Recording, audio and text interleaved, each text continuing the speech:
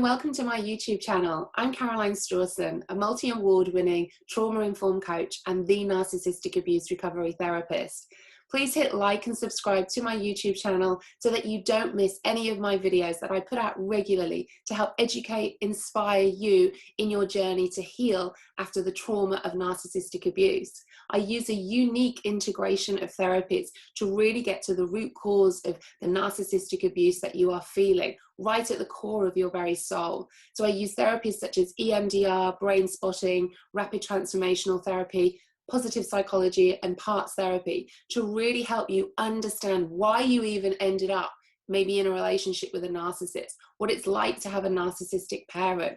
And it's my passion to really help you understand this so that you can stop living in that long dark tunnel and see that light at the end of it so that you can finally move forward and live the life that I know you deserve to have.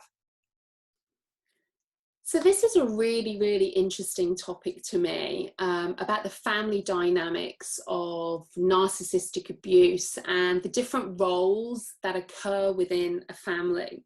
So again, you finding yourself listening to this right now, there's a reason for that, where you think you've had some level of narcissistic abuse in your life, whether that comes from a parent, whether it comes from a partner, a friend, or a co-worker.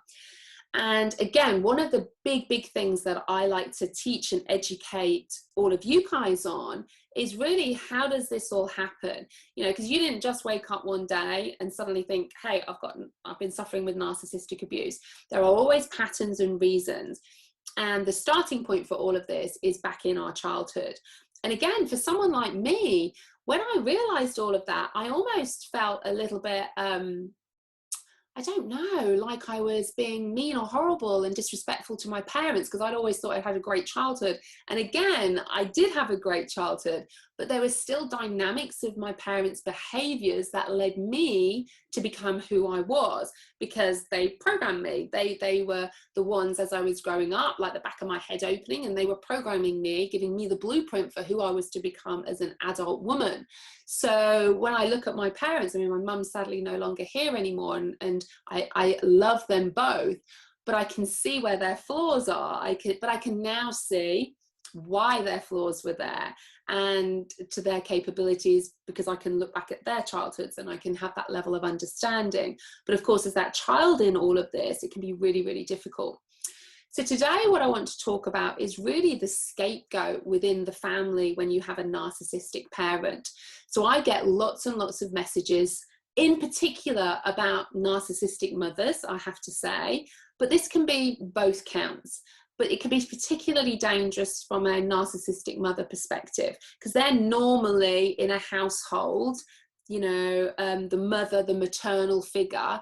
But then when you factor in a narcissistic mother, okay, this can be devastating to the children in that household. So I want to talk to you about really what a scapegoat is.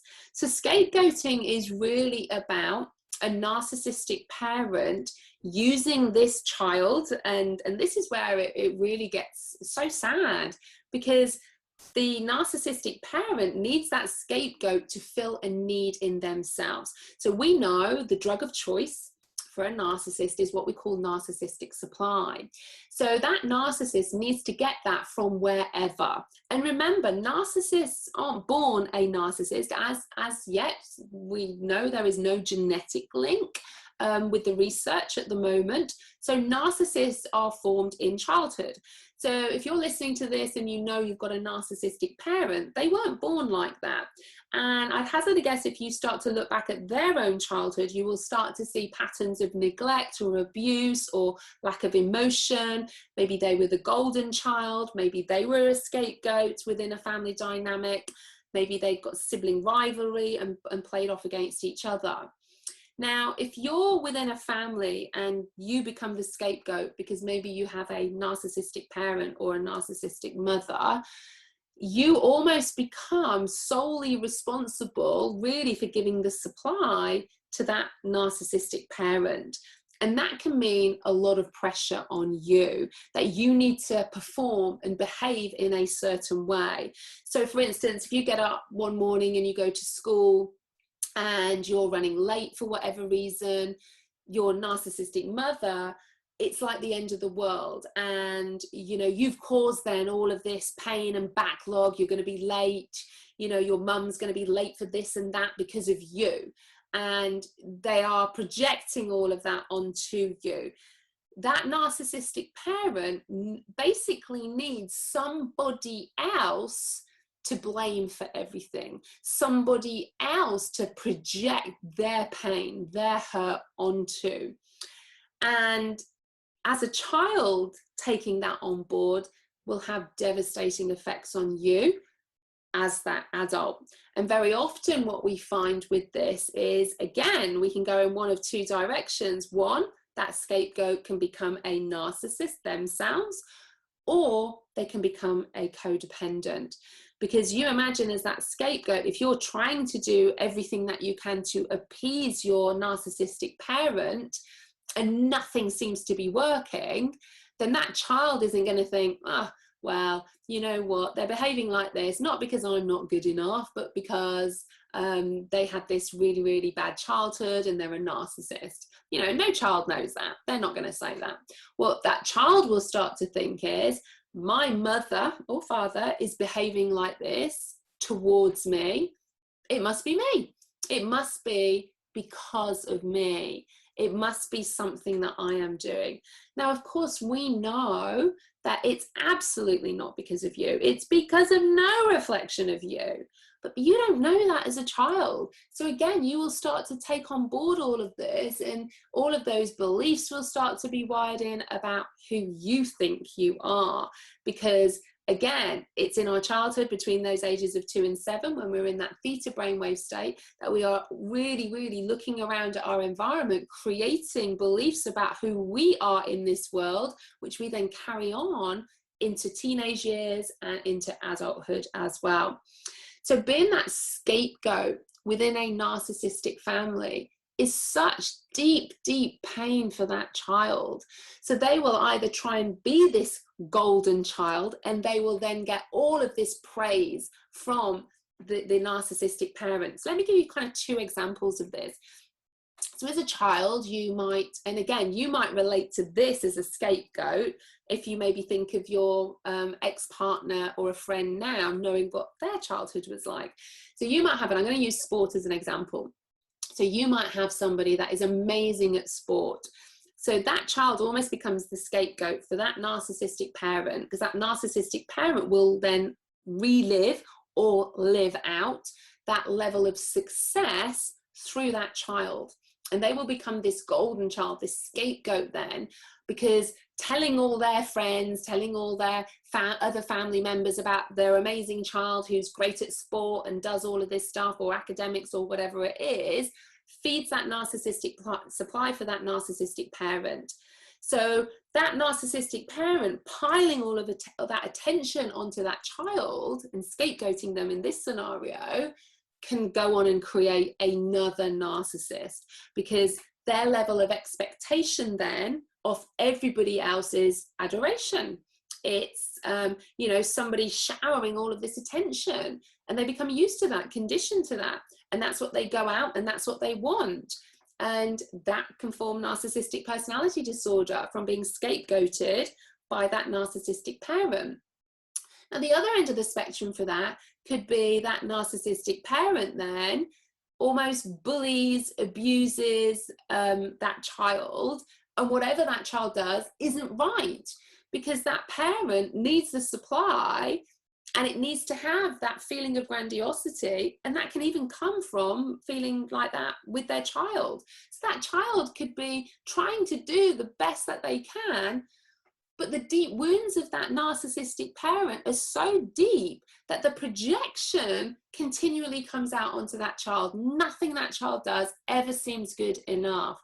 So of course, if that child is doing whatever it feels it needs to do just to receive love, and it's not receiving love, it's just receiving criticism all of the time, or telling off, or abuse, or neglect, then that child will start to think, must be me. The child will never think it's my parent. Because they're just a child. They will then start to be scapegoated into these feelings of lack of self-worth, not feeling good enough. And that will very often then lead to codependency. Again, in one of my other episodes, I talk a lot about codependency on the narcissist, this lack of self, this not feeling good enough, because the narcissistic parent, of course, nothing is ever going to be good enough for them because they're hiding deep, deep wounds. So regardless of how good or amazing that child is, it's never, ever going to reach the expectations of that narcissistic parent. And they feel very scapegoated with that.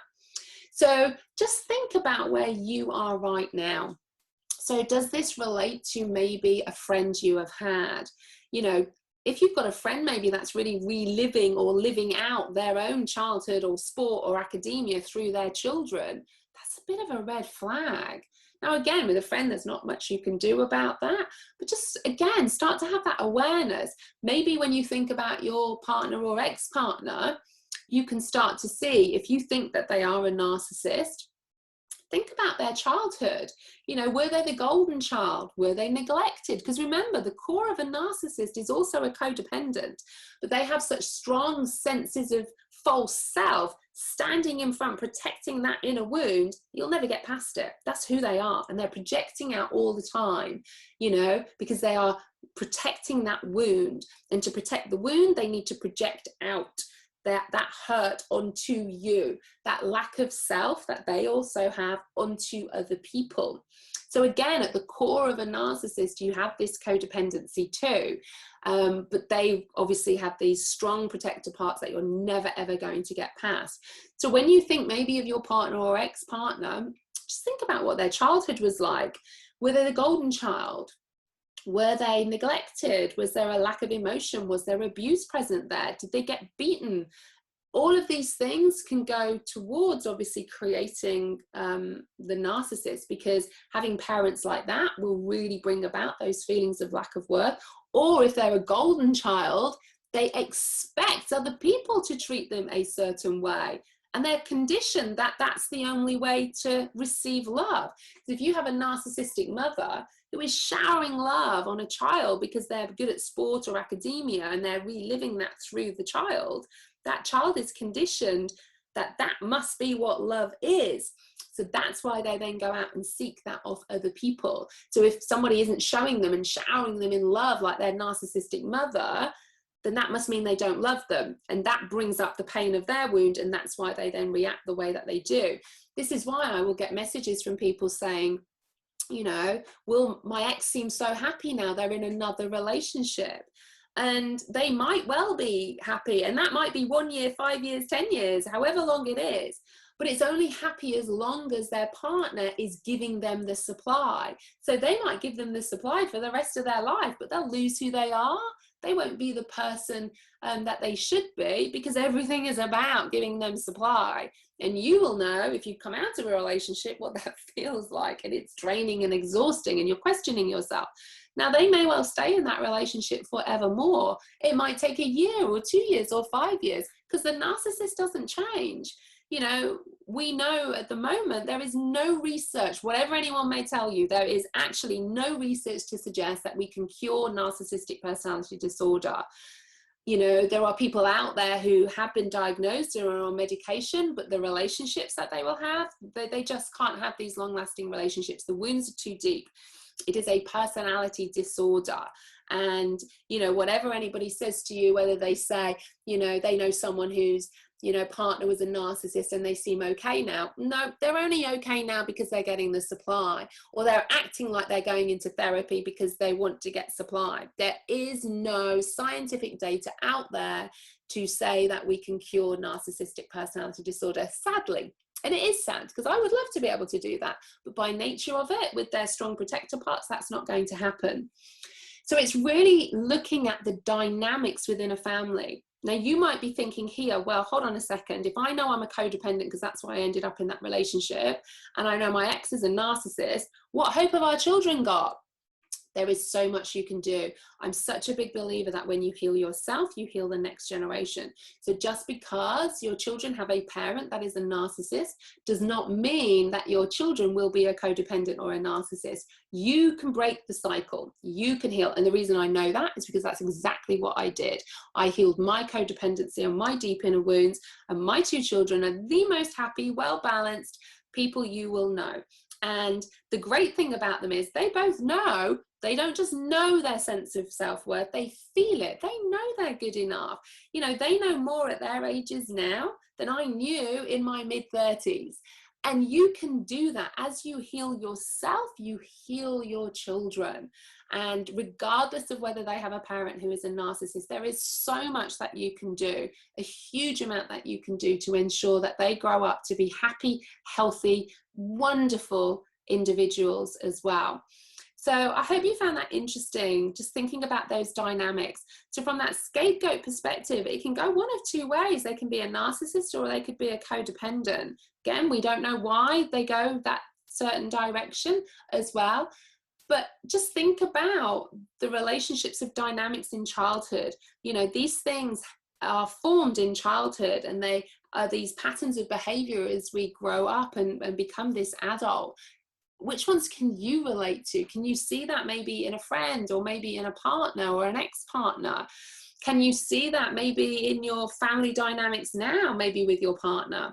You can make that change. You can make the difference here. Remember, when you heal yourself, you break that cycle and you heal the next generation.